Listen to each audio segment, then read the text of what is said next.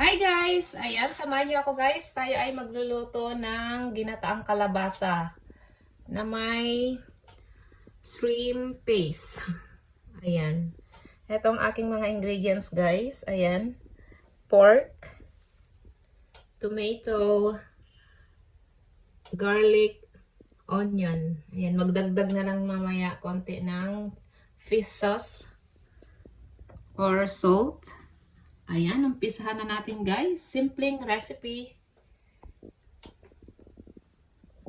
Ayan, maglagay na tayo ng cooking oil. Ayan, lagay na natin ng pork.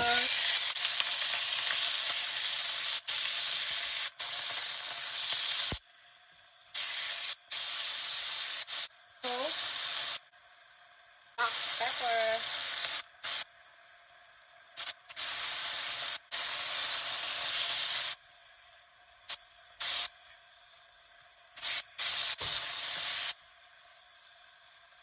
Ayan guys, ready na to guys.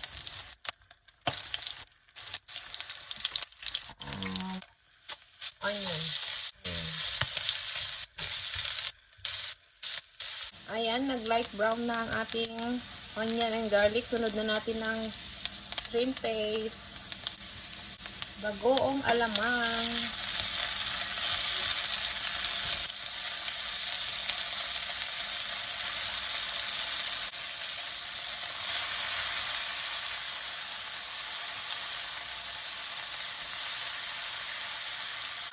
Kamatis.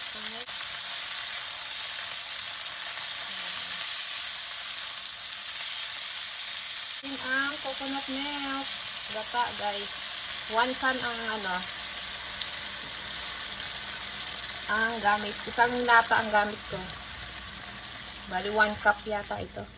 Yeah. Magdagdag tayo ng water guys. Ayan. Takpan natin. Kahit guys, 5 minutes. Pakuluan natin. Ayan guys, after 5 minutes, sunod na natin ng string beans and squash guys. Pagsabayin ko na.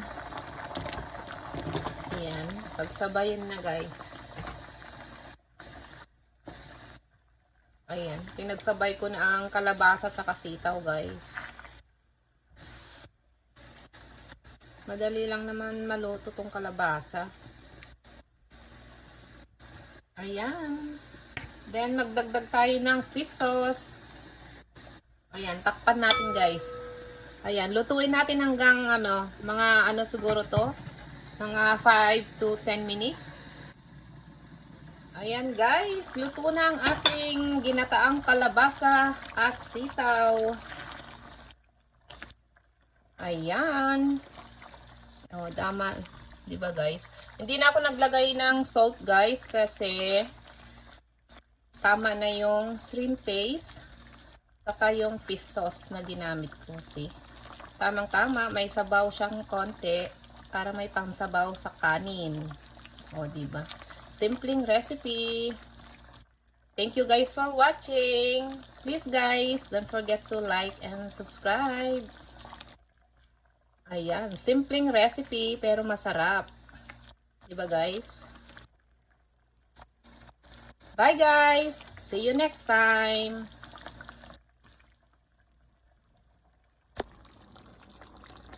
Kain tayo guys!